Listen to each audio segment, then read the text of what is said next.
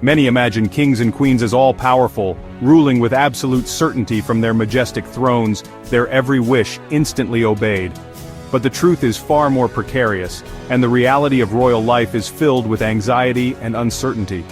Power isn't simply inherited like a crown, it's a daily battle, a constant struggle to maintain control and authority.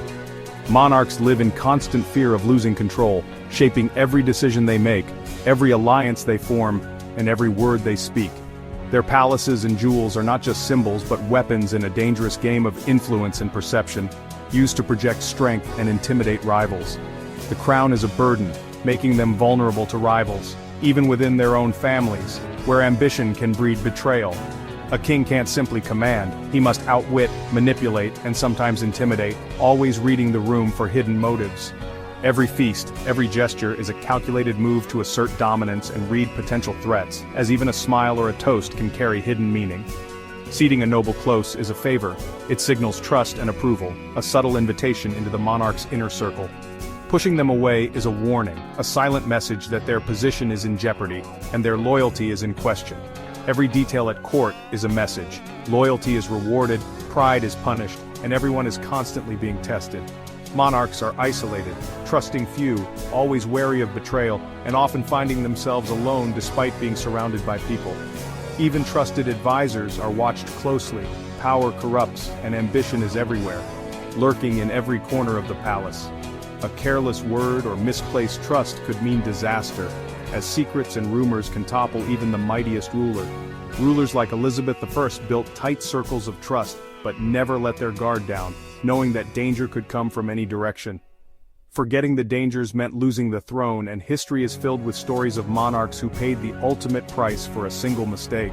The reality, a monarch's reign is a tightrope walk over a pit of vipers, where one wrong step can lead to ruin.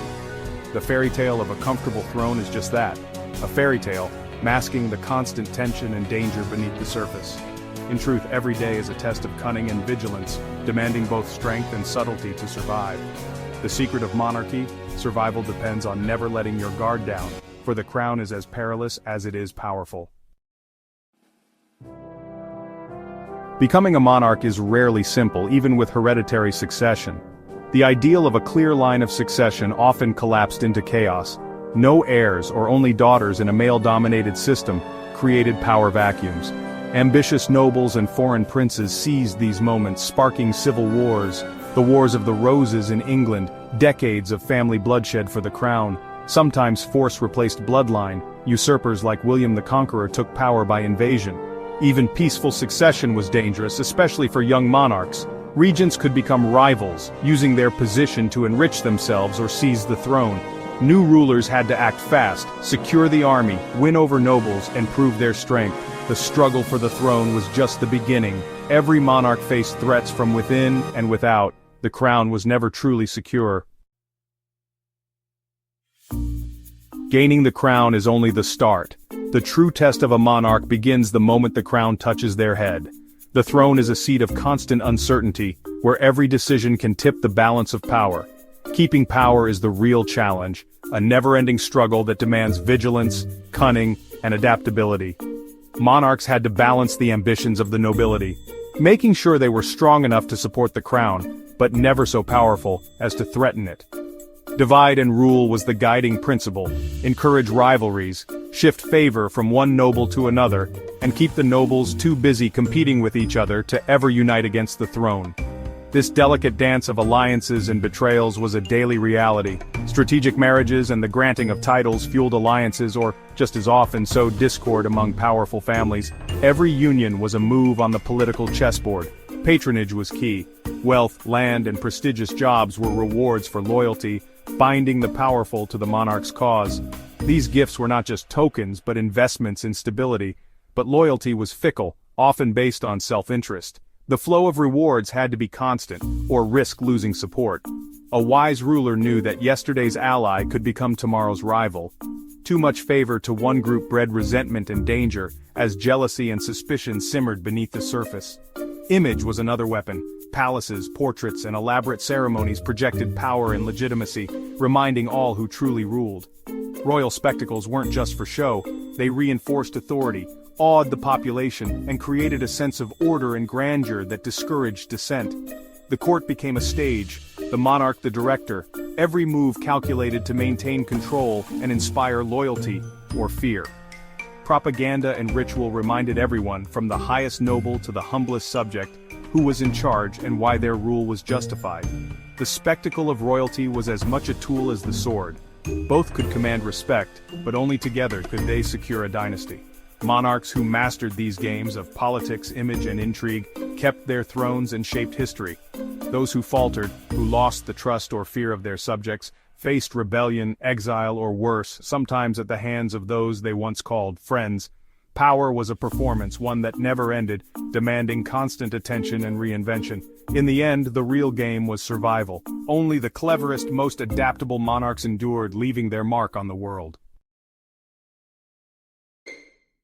Elizabeth turned her unmarried status into her greatest weapon, transforming what many saw as a vulnerability into a source of immense power and intrigue. In a world that expected her to marry and surrender authority, she kept every suitor, whether prince or noble, constantly guessing, never allowing anyone to gain the upper hand. Proposals from Spain, France, and England's own ambitious nobles became her diplomatic chess pieces, each one a tool to extract concessions or buy time for her kingdom. By never saying yes or no, Elizabeth played her rivals against each other, skillfully weaving a web of uncertainty that bought England precious time and security in a dangerous world. At home, ambitious lords vied endlessly for her favor, their energies spent on courtly competition rather than plotting rebellion or challenging her rule. Elizabeth's court became a dazzling theater of romance, ambition, and intrigue, with the Queen herself always at the center of attention, orchestrating every move. She used flirtation and carefully measured favor to keep her courtiers both loyal and divided, ensuring no single faction could ever unite against her. Her refusal to marry became a powerful symbol. She was married to her kingdom, placing her duty to England above all personal ties or alliances. This image, the Virgin Queen, inspired not just loyalty but awe, elevating her above ordinary rulers and making her a living legend in her own time. Elizabeth's reign proved to the world that a woman could rule on her own terms, commanding respect and authority without a king by her side. Her mastery of delay, image, and subtle manipulation kept England stable and strong, even as threats loomed from abroad and at home. She turned what many saw as royal weakness into unmatched strength, redefining what it meant to be a monarch in a man's world. Her political genius lay in never letting anyone else control the game. She was always the strategist, never the pawn. The art of delay was her shield and sword, a unique strategy that protected her throne and her people. Elizabeth's legacy endures, power achieved through patience, performance, and the careful crafting of perception. She ruled not by brute force but by outmaneuvering everyone around her, always staying one step ahead. Her reign remains a masterclass in political survival, a testament to the enduring power of patience, intelligence, and the art of delay. Louis XIV ruled France with spectacle and strict control. "I am the state," he declared, making himself the center of all power. Versailles was his masterpiece, a golden cage for the nobility. Nobles lived under his watch, cut off from their own power bases. Rituals and ceremonies revolved around Louis, turning rivals into courtiers. Favors were doled out in tiny gestures, keeping nobles desperate for attention. While they competed for his approval, loyal officials ran the country. Louis centralized authority, using culture and ritual to project invincibility. He became the Sun King. France revolved around him. His system of absolute monarchy became the envy of Europe. Peter the Great transformed Russia with force and vision. He saw tradition as weakness, targeting the old nobility and their customs. Beards were cut, robes replaced, symbols of the past erased. Peter modernized the army and built a navy, funding it with heavy taxes and conscription. He founded St. Petersburg, forcing nobles to relocate and build anew. Power shifted from birthright to service, talent, not lineage, earned status. The table of ranks created a new loyal elite. Peter's reforms shattered old power structures, making him the absolute ruler. His modernization was ruthless but effective. Russia emerged as a major European power, Peter's legacy transformation through relentless control. He remade a nation and its ruling class in his own image. Power games weren't just public. They thrived in the shadows. Monarchs relied on spies and secret networks to survive. Elizabeth I's spy master, Walsingham, built a web of agents across Europe. Codes, invisible ink, and intercepted letters foiled assassination plots and rebellions. Intelligence wasn't just for foreign threats, it kept ambitious nobles in check. Rumors and leaks could destroy rivals or sow fear. No one knew who was watching. Paranoia kept dissent in check. The Shadow Court was as vital as the throne room. Monarchs who ignored secret intelligence paid dearly. Knowledge was power, especially when it was hidden.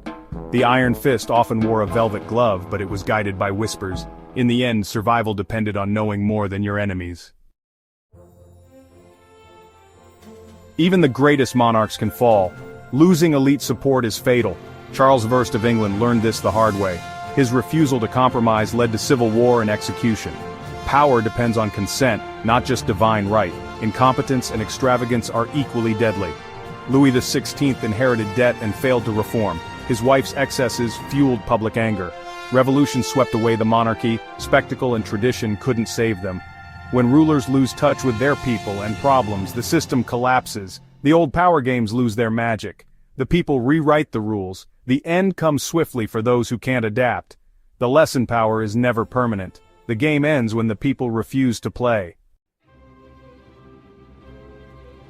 The stories of monarchs are timeless lessons in power. The world has changed, but the games remain. Boardrooms, governments, and global politics echo royal strategies, alliances, rivalries, image, and information. These tools are still in play.